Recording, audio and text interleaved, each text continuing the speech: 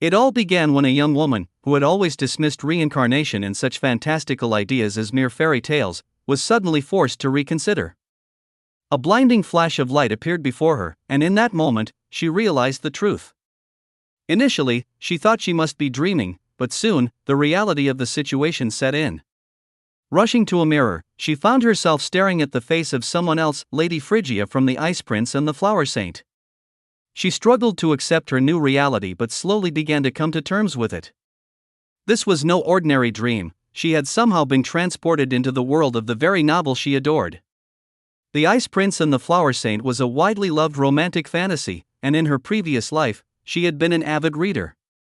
Little did she know, it wasn't just a fictional story but a real world that she would one day inhabit. Now, that day had come. She wasn't sure whether to feel joy or apprehension, but at least it wasn't the worst possible world to end up in. The Ice Prince, Steve, had the power to freeze anything he touched and summon lavender at will. The Flower Saint could make any flower bloom with ease. Together, they were the central figures of a tale of love and redemption. Lavender, the Flower Saint, was cherished for her innocent charm and kindness. She had grown up sheltered, believing that everyone shared her goodness. However, she soon learned the harsh truth that not all people were as pure-hearted. Steve, on the other hand, was a brooding figure, cursed from birth and ostracized by those around him. Filled with bitterness from his treatment, he loathed the world. The novel told the story of how these two contrasting souls found their way to one another, with Lavender slowly healing Steve's hardened heart. The girl had loved this narrative, spending countless evenings lost in its pages, eagerly following the story's unfolding. In her real life, she had been a manager at an ice cream shop, a modest existence. But everything changed one afternoon when she accidentally fell asleep during a work break. When she woke, she was no longer herself. She had become Phrygia Valencia, the villainess responsible for Steve's tragic fate. Phrygia was known for her beauty, but her personality was twisted by darkness and spite. From a young age, she harbored an inexplicable hatred for those around her, including her own servants, whom she terrorized to the point that they dared not even think of leaving her service. Her life took a darker turn when Steve and his mother arrived at the mansion after her father remarried. From the moment Steve stepped through the door, Phrygia despised him, not simply because of his rare and powerful ice ability, but because she saw him as a threat to her own position. At that time, in this world, those born with elemental powers were seen as potential leaders who could bring prosperity to their families. Many sought to marry individuals with such powers to ensure that their children inherited these abilities. Phrygia's father, Count Valencia, was no exception. Although he initially excused his daughter's cruel behavior as grief over her mother's death, he eventually lost patience as her actions grew more extreme. In a devastating blow to Phrygia's pride, her father decided to name Steve his heir instead of her. This decision shattered Phrygia. Consumed by fury, she lashed out daily, her hatred for the world and its people growing ever stronger. In her rage, she blamed Steve and even her deceased mother for her downfall. She confronted Steve's mother, accusing her of birthing a monster that had ruined her life. Despite the woman's desperate pleas for peace and her tears, Phrygia was relentless, refusing to let her go. Her bitterness knew no bounds. Phrygia's furious confrontation with Steve's mother grew so heated that her shouts carried through the mansion. Unbeknownst to her, Steve had overheard everything. He stormed into the room, protecting his mother from Phrygia's wrath without hesitation. Before she could even react, he swiftly closed the distance between them and punished her in a way she had never anticipated. She hadn't imagined Steve would arrive at that moment, and had she known, she would not have dragged the encounter out for so long. Steve's mother, once trembling with fear, was now calm in her son's presence, though she had never seen him use his powers before. At that moment, none of that mattered to her. What was important was that the villain could no longer harm them. The girl, now inhabiting Phrygia's body, couldn't help but feel a sense of doom creeping in. The character's fate in the story was sealed, she had caused so much suffering, and it was inevitable that her actions would lead to her own demise. This knowledge filled her with dread, and she found it impossible to summon any positive feelings about her situation. Outraged and lost, she was left unsure of what to do next. Her thoughts were interrupted by the sudden appearance of her assistant, who approached timidly and apologized profusely for arriving unannounced. Though the new Phrygia felt a pang of fear, she masked her discomfort and pretended everything was under control. She asked what the matter was, only to receive an unexpected reply. The assistant, overwhelmed with guilt, confessed that she had made a grave mistake and wasn't sure how to make it right. Confused, Phrygia asked her to explain. To her shock, the assistant fell to the floor, sobbing uncontrollably, and apologized for failing to make the bed as soon as Phrygia had risen. Phrygia, exhausted and mentally drained, didn't even have the energy to explain that it wasn't a problem. Instead, she simply listened to the assistant's tearful pleas. Meanwhile, her breakfast had been prepared, a sumptuous dessert, Phrygia's favorite, which had become a staple of her morning routine. Despite the situation, the girl now inhabiting Phrygia's body knew she had to maintain appearances. If she acted out of character, the staff might grow suspicious. For that reason, she said nothing and continued the charade, even though deep down, she was desperate to ask questions. She remained silent while everyone watched her intently, eager to see if they had succeeded in satisfying her. The real Phrygia had always been a demanding mistress, notorious for her intolerance of mistakes. Any slip-up was met with severe punishment or immediate dismissal, so over the years, her staff had become incredibly efficient, top-notch chefs, pastry makers, maids, and assistants. Their diligence came not out of loyalty but out of fear. And although the dessert was delicious, the girl inhabiting Phrygia's body found herself yearning for something else. In moments of stress, she had always found comfort in ice cream, her favorite indulgence. It had been a source of solace for her since childhood. She recalled the first time she tasted ice cream, a simple, homemade concoction of milk and eggs that her mother had made when she was sick. From the very first spoonful, she had fallen in love with its creamy, cold texture. It became her comfort food, and as she grew older, she saved money from part-time jobs to buy different kinds of ice cream. Through every hardship and joy, ice cream had been a constant companion. But now, she found herself in a world where such a treat seemed impossible. The spring country, where she now lived, was a place where spring reigned eternally. There was no snow, and the weather was perpetually warm. Water didn't freeze, and ice was a rarity. As she gazed at her meticulously prepared breakfast, her thoughts drifted to the comforting chill of ice cream and the impossibility of recreating that simple pleasure in this strange, new world.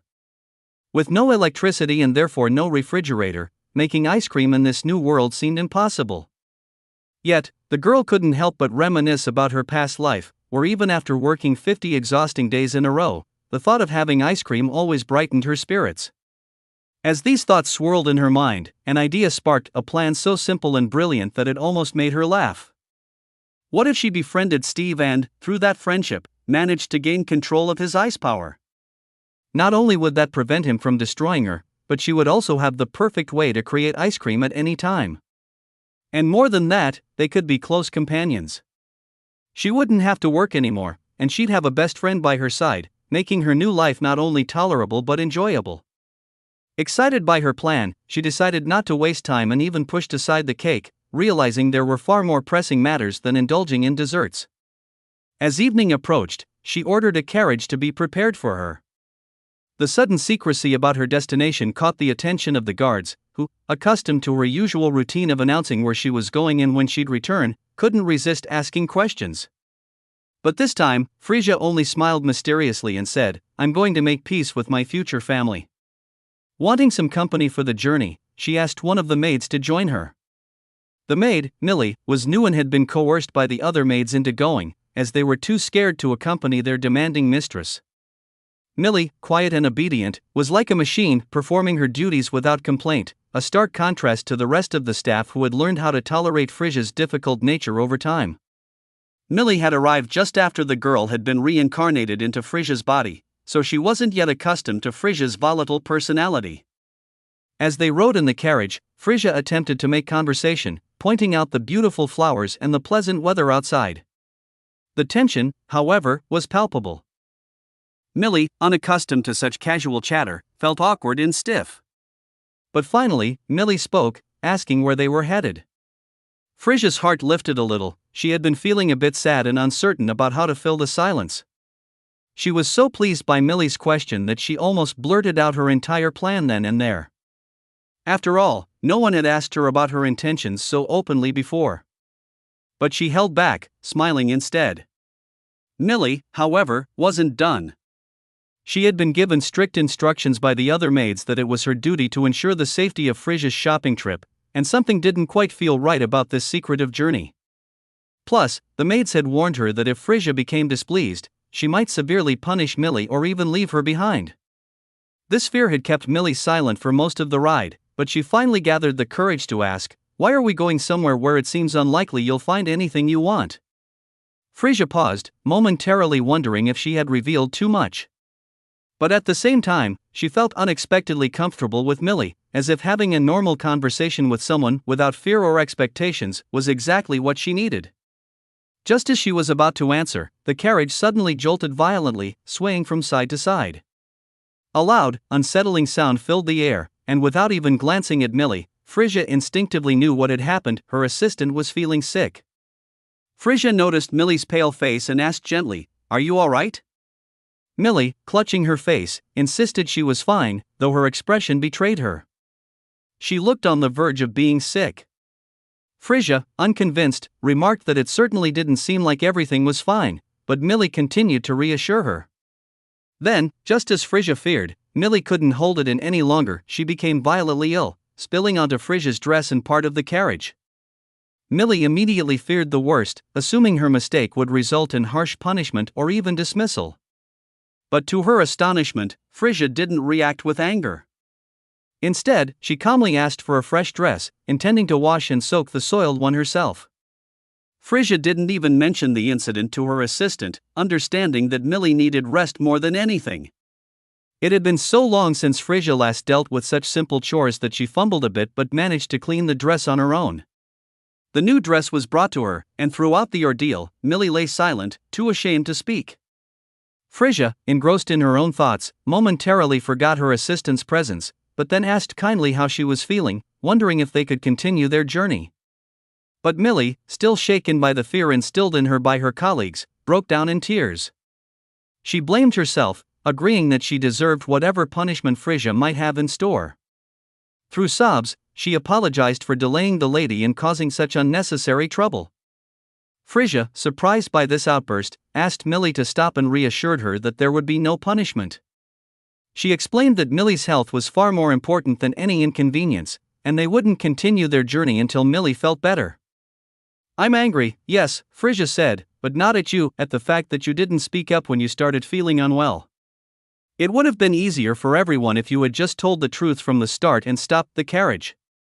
Millie, wide-eyed and relieved, realized that the Frisia she had heard about wasn't the same person now standing before her. Frisia made it clear that she was not cruel and would never ignore her assistant's suffering. She urged Millie to always speak up about her well-being, even if it was hard, especially after the fear her colleagues had planted in her. Then, with a gentle smile, Frisia extended her hand and asked for Millie's pinky finger, suggesting they make a pact to always be honest with each other moving forward. Millie hesitantly linked pinkies with Frisia, astonished at the kindness she was receiving. This morning, she had been convinced she was working for a villain, but now it seemed like those were nothing more than rumors. At the same time, Millie understood that her colleagues hadn't lied to her. They had warned her about the previous version of Frisia. The atmosphere in the carriage shifted as a woman approached, holding something in her hands. Frisia's eyes lit up as the woman handed her cups, and she happily declared, "This is exactly what we need right now." She eagerly accepted the cups and suggested that they all enjoy the moment together. The cups contained mint tea, her favorite drink, which immediately lifted her spirits. As they all sipped the refreshing beverage, Millie, still on edge, asked if there was some sort of poison in the drink, a suspicion planted by the fear her colleagues had instilled in her. Frisia, indignant, reassured her that it was nothing of the sort. The tea was simply mint, light and refreshing, the perfect remedy for nausea. Frisia drank the tea eagerly, and soon she followed her, reassured by her enthusiasm. Millie took a sip and was amazed by how soothing it was, so much so that she began to feel better almost immediately. Frisia then wandered off, catching Millie's attention once more. Curious, Millie asked where she was going. It turned out the woman who had prepared the tea was the owner of the land they were traveling through, and she had offered her help when she saw them. Now, Frisia wanted to return the favor by lending a hand. Millie, still recovering, was instructed to stay and rest, a request she found almost impossible to believe. She couldn't fathom how such a feared and misunderstood woman could be so kind and considerate. Watching from the side, she was struck by the beauty of the surrounding landscape. For the first time in a long while, Millie felt as if she weren't at work but simply enjoying a peaceful break in nature. As she sipped the mint, a herd of cows wandered into view, but Millie, honoring Frisia's request to stay put, resisted the urge to approach them. It became increasingly clear that Frisia's reputation might be a result of misunderstandings and difficult circumstances rather than cruelty. Yet, those who had known the former Frisia would never believe such a transformation had occurred. When Frisia's clothes were dry, they resumed their journey, and by the time they arrived at their destination, it was already evening. The road had been as challenging as Millie feared, but Frisia was filled with relief, eager to reach her goal. Once they arrived, Frisia didn't waste a moment, she immediately began searching for the person she had come to see. Without realizing it, she picked up a heavy backpack, and Millie, rushing to catch up, offered to help carry it. But Frisia, too focused on her mission, moved ahead quickly, leaving Millie no choice but to follow closely. As they entered a gloomy, rundown part of town, Millie couldn't shake her unease. This was clearly an impoverished area, where many people lived in desperate conditions. Some didn't even have homes. Compared to the safety of the city, this place felt dangerous, and Millie regretted agreeing to come along. Suspicious locals eyed them as they passed, and Millie stayed close to Frisia, unsure of the true reason they had come here. Frisia explained that they were looking for someone who could not be found in the capital, someone important to her. As they walked, a heated argument reached their ears. A boy, clearly distressed, was shouting at a merchant, demanding medicine for his mother. He insisted that he had left money, but the merchant refused to sell him the medicine. The boy's frustration grew as the merchant coldly told him to go home empty-handed. Frisia, unable to ignore the scene, immediately turned towards the commotion, and Millie hurried after her, sensing that this wasn't just a random incident.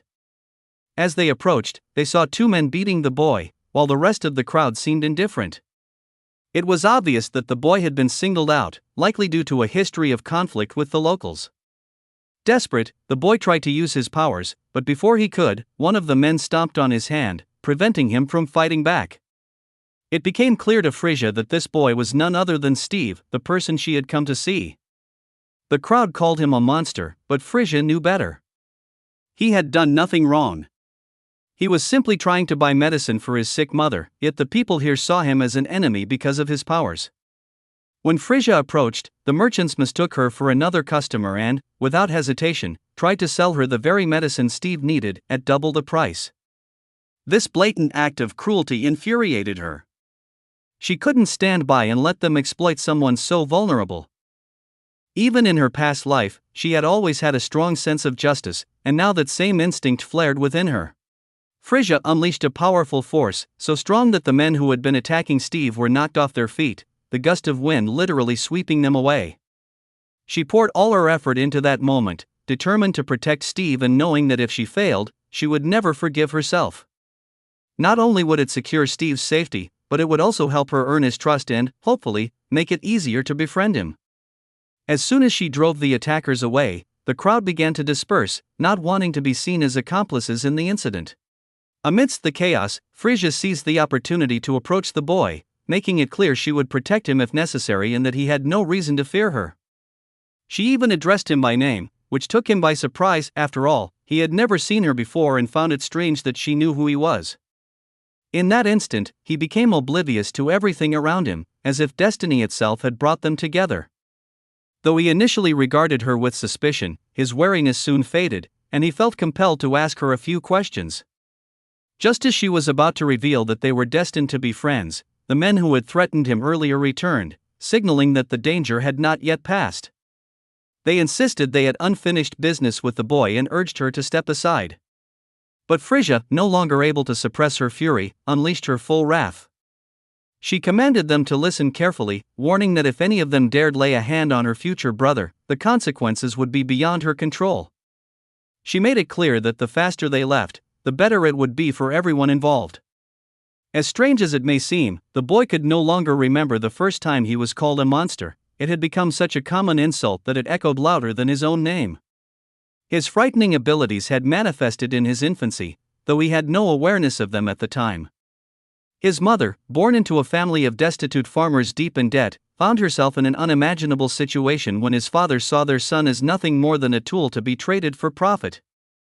Upon learning that her husband intended to sell their son in exchange for money, she was devastated.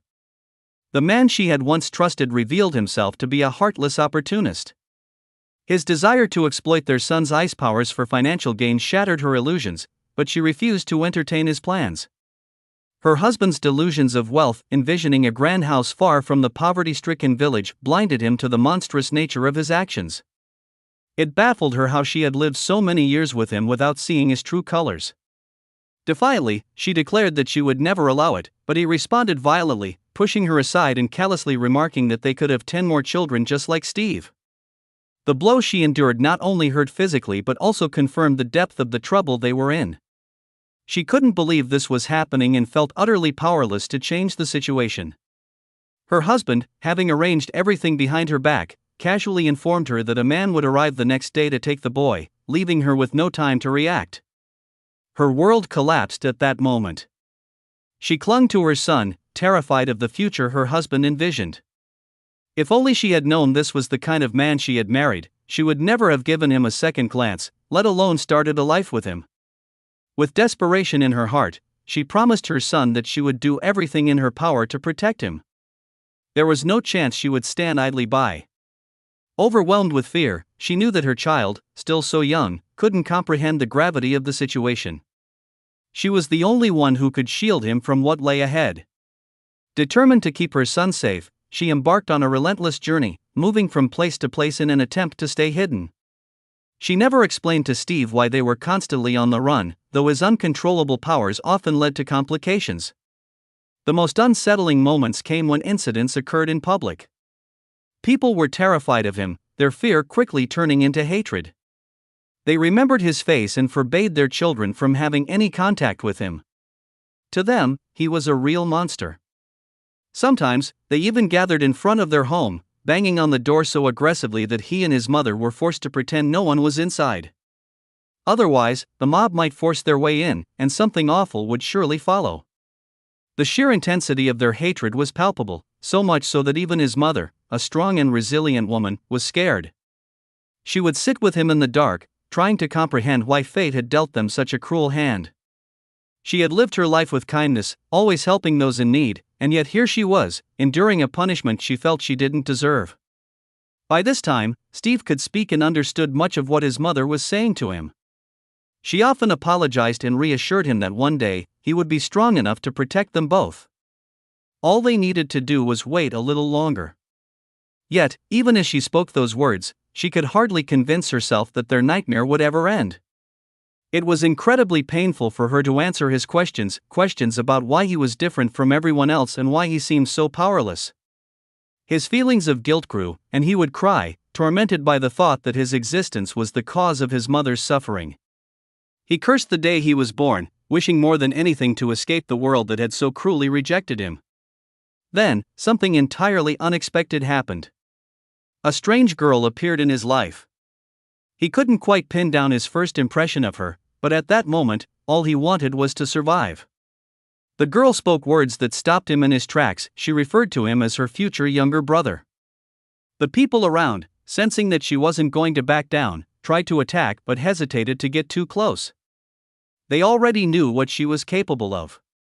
It turned out that her skill in kickboxing, something she had started as a hobby after eating too much ice cream, was now proving useful in ways she never imagined. The attackers began questioning her, asking how Steve could possibly be her brother. Her response was as cryptic as it was confident. She explained that while they were strangers now, soon enough, they would indeed be family. Steve, however, wasn't having it.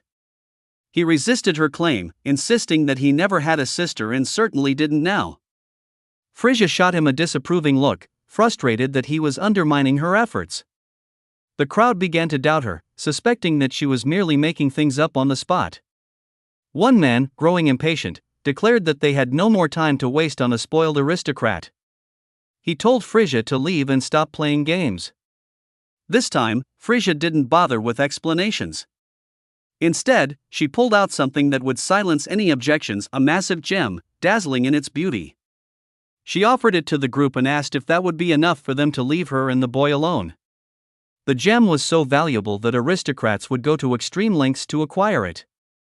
For such a prize, she said, they shouldn't just leave, they should be bound to do her bidding for the rest of their lives, no matter how impossible the task. She made it clear that she wasn't expecting a refusal. Yet, surprisingly, one of them dared to claim it wasn't enough. He suggested it would be much more interesting if she had 20 of such gems. You might expect Frisia to grow furious at the audacity, ready to take back her offer and punish them all for underestimating her. But instead, something utterly unexpected occurred. She produced the stones, as if from thin air, and tossed them casually as if they were breadcrumbs for pigeons. With a calm smile, she asked again if it was enough.